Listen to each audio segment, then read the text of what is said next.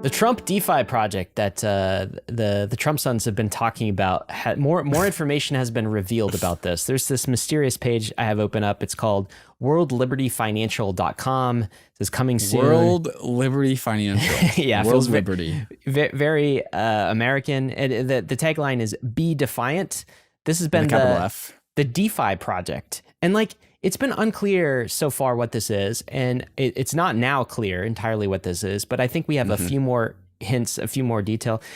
There was a time a couple of weeks ago where it seemed like maybe this was like a tokenized real estate type project. Yeah, it turns out that was wrong. Yeah, it doesn't. Well, tell us, what do we know so far, David? Okay, apparently there's metadata on the website that says the only crypto platform supported by Donald J. Trump. It will connect users to decentralized finance's best tools for secure, high-yield crypto investments, which I think tells us two data points. One, the branding is that it's the only crypto platform supported by Donald Trump. So branding, marketing that to whoever is compelled by that statement. Yeah. And then it's a tool to connect finance to secure, high-yield crypto investments. And so it's talking to like the capitalists in Trump's orbits that just really like Trump. CoinDesk obtained excerpts of a white paper that's apparently not publicly available. It is built on Ethereum. It will include a credit accounting system using Aave to facilitate decentralized borrowing and lending, and will offer a smart account and a brokerage. So I'm getting kind of like images of something like Kane's Infinix, which is a more centralized kind of thin front end that hooks into DeFi in the back and offers like kind of like wraps up and productizes DeFi as a service. And it's really good UX because that's what its like one role is. It's like kind of a centralized UX, log in with email and password. And then it gets like, savings and yield and investment opportunities sourced straight from DeFi. So it's kind of like white labeling DeFi, if you will. That's kind of like the vibe that I'm getting. I mean, a few things that are positive, I suppose, right? Because when you hear kind of Trump endorsed and like Be Defiant and they use DeFi, you're like, is this really DeFi? Well, it's on Ethereum and it looks like it's using Aave. So there's going to be some smart contract platforms. And obviously, Aave is a totally like legit money market DeFi protocol. So some good indicators here. But what about a token? What's the word on the World Liberty token? Why so curious about a token, Ryan? Yeah, just wondering. So reportedly, there will be a non-transferable governance token, WLFI. That eventually, I'm assuming, will become transferable. Why would you ever release a non-transferable governance token? So eventually there's going to be this token, WLFI. There's this like weird association with Doe Finance, which is a similar like borrowing lending platform. It's like kind of a compound Aave fork derivative, which had been hacked previously for $2 million, although there's currently no indication that the vulnerabilities that caused the hack are now part of World Liberty Financial's tech stack. People will be looking at this thing, so we're going to get more details when there's actually more code to be released. But 4 people from Doe Finance are listed as World Liberty Financial team members. Zachary Folkman, head of operations, Chase Harrow, strategies lead, Octavian Longita, smart contracts lead, and Boga, a front-end developer who is listed as an author in Doe Finance's source code. So that is the World Liberty Financial team. Apparently the previous Doe Finance team members. Maybe this was an acquisition? Yeah, that part's unclear, but it is clear that some of these are actual Solidity, smart contract, DeFi developers. Yep. And it doesn't necessarily bode well that Doe was hacked in the past, although DeFi protocols get hacked. CoinDesk was reporting, Zachary Folkman and Chase Hero, they've been involved in some other projects. One which is notable. Folkman previously registered a company called Date Hotter Girls, LLC, and he posted seminars on YouTube on how to pick up women. So he's apparently has a history as a pickup artist. So wow. he's the guy running operations there. Okay, I guess at some level the question is like, why are we talking about this? Another sort of, Aave compound money market like fork thing. We've seen like dozens of these. It's because the possible next president of the United States is endorsing protocol.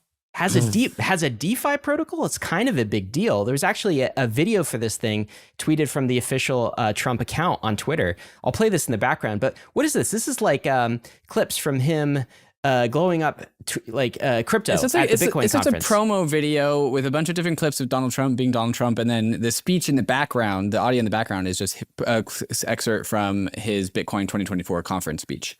We were talking about Bitcoin, talking about crypto. Yeah, saying I want to make the US the crypto capital of the world. So he's like tying his campaign somehow to this project and promoting it in this way. Also, Eric and Donald Jr. will be involved. They're the Web3 ambassadors, I should say. Barron Trump has been purported as the DeFi visionary behind this. So a lot of members of the Trump family involved here.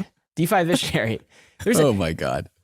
One question I was asking is there anybody we know from crypto here? Like anybody who's been here, in previous cycles, and one name popped up as an advisor. Corey Kaplan is an advisor to this project. Do you know much about Corey? I don't know much about Corey other than that I notice him whenever I'm cruising through Twitter and maybe he likes one of my tweets. I'm seeing one of his tweets. He's just got my punk doppelganger. Him and I have the same punk, except mine has a smile and his has a goatee. And so I naturally know him because he's got my punk doppelganger. You've seen him around, and he's been around. I've seen this guy for multiple years now. And whenever I would look into this account, I'd be like, oh, I don't actually know this guy personally, but it's just a normal person in crypto doing normal things, not grifting. I know that. He hasn't grifted anyone. That's right. And so been a normal participant in the crypto Twitter universe. He's actually a founder of a money market platform on Arbitrum called Dolomite, which I've not used and before. he was on the Flywheel podcast with DeFi Dave, who I consider very trustworthy and legitimate. And so the fact that he was on that podcast means that he's passing my SIF test. All right. So some legitimacy here. This looks like a grift from the way it's kind of marketed, yet we have real smart contract code. It's on Aave. What? Okay. So it's safe to say we have no idea what this is. Also, another person that we know, Gabe Shapiro, who's kind of a crypto legal guy on Twitter. He is involved. Apparently, his firm is getting 1.3% of all of the WLFI token in exchange. Probably as compensation services. For legal services. Exactly. And he said that not Gabe didn't do this, but his co-founder Alex did all of the legal work.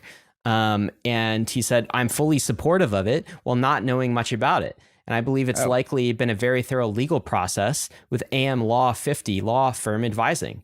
So they've checked that box too. I mean, Gabe's outfit is a legitimate crypto legal company. And the question I think people are wondering is, based on this limited information, what is this? Is this a good thing? Is this just a grift? And I guess there's maybe two takes here. So the most charitable explanation of this and possibility, I think, is again from LexNode, Gabe Shapiro, who said, my personal guess, and I hope it's presented accordingly, is that this is similar to the Trump NFT thing. It's a way for Trump supporters to signal their support and experience a bit about DeFi at the same time. Aave is real DeFi. It just deposits into Aave as far as I know. That's what LexNode. So maybe it's just DeFi, but for Trump supporters? Yeah. Hey, do you like DeFi and Trump? Deposit into World Liberty Financial, or whatever it's called. So that is one possible explanation, but there are some more cynical takes as well, more on the grift side. Yeah. This is Adam Cochran. He said, you're supportive of it? The reskinned of the poorly coded Aave wrapper by a former YouTube pickup artist who had their protocol drained by doing no address validation on user-initiated loops so the hacker could just change the address to their own. You support that being promoted by Trump to a lot of clueless people? Basically, he's saying, this is just a Me Too protocol by, something that's already been hacked. This is a bad idea for Trump to promote this to, a whole bunch of people who are just going to deposit their funds without knowing the risk. Nick Carter, who is very much in support of Donald Trump's candidacy in support of crypto, he says, I think it generally damages Trump's electoral prospects, especially if it gets hacked. It'll be the juiciest DeFi target ever, and it's forked from a protocol that itself was hacked. It's also an obvious target for the SEC. At best, it's an unnecessary distraction. At worst, it's a huge embarrassment and source of additional legal trouble. I think... what do I think? He sees a lot of risk here. I think there is a lot of risk. This is keeping Nick Carter up at night. Donald Trump is doing this flying in the face of the SEC. What do you think Gary Gensler is thinking about Donald Trump like, does the non-transferable part of the token, is that going to stop Gary Gensler? Like, I don't think so. Like, that hasn't stopped him. Yeah. Like, why wouldn't he? I mean, if Trump gets elected, Gary's job is gone anyway. If he doesn't get elected, then Gary's coming after him. But so are a lot of people. Gary versus Trump. That I don't know. I want that. I actually want that. To me, this is a surface area for a lot of potential risk.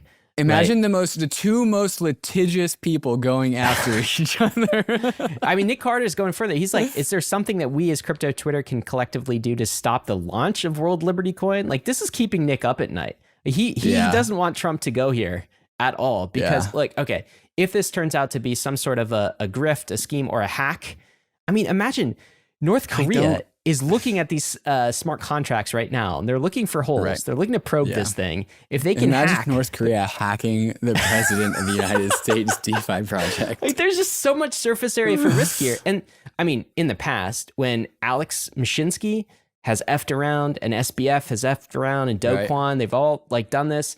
All of the costs have been socialized to our industry. Like, shortcuts have cost us a lot. Are you ready for? I'm ready to give my official opinion. What's your official opinion? I don't think it's a grift. You don't think it's a grift? I don't think it's a grift. I think it's yeah. Well, it depends on what you mean by grift, but like, I think that there's no intent to like pump this token and then run away. Like, I think it's close. I'm closer to Gabe Shapiro's. This is like kind of brand affiliation thing where if people who like want to just simp for Trump want to deposit in some Trump's Aave front end, then they can go ahead and do that. And like, you know, some people buy JPEGs of Trump and they love them. And I'm like, I don't know why you do that. But I'm not going to stop you. So you think it's something like, you know how Trump like has Trump steaks and he brands them with the Trump logo or whatever, and they're just steaks, but because they say Trump, he charges a premium. Yeah. It's something like that. Is Gary Vee selling like little tiny like marker drawings of things that gets you like drinks with Gary Vee somewhere for like $1,000? Is that a grift? Like, some people don't like it. No one is like feeling harmed by it. I think the problem with that is like, that's totally fine if you're just doing NFT collectibles and you're just buying JPEGs and such. When people are like depositing, I don't know, thousands of dollars, there's more millions risk of dollars, there, but that doesn't make it a grift. I don't think that makes it a grift. It might make it a very bad idea, though. That's a separate conversation. Well, we'll have to see. The World Liberty Twitter account put out a whole thread on this, David. Rumors are flying, but here's the real story. We know the magnitude of what we're building and its potential impact on both crypto and our country, especially with the upcoming elections. And they're saying we're not taking any chances. We're working with top security experts in the world, and they name them, and they go through this whole thread. And I mean, there's something here.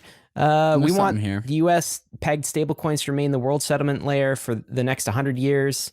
Hard to know. I guess we'll have to give it more time. We'll find this out week by week. The Donald Trump DNA is when it sees a business opportunity, it goes for it. And so that's kind of what I see here. Don't screw it up, though. Please. We can't afford another one of these things. Let's just not screw it up. We'll see what happens. I mean, he had success with the Trump NFTs. I think he gets to take another shot. He gets another shot. Yeah. The NFTs haven't done anything wrong. They've been totally fine. He gets to go again. Just a little bit closer to the sun. Just a little bit more. If you enjoyed all of that, then you'll absolutely love the Bankless newsletter. Join over 300,000 fellow readers, all for free. Click below to sign up.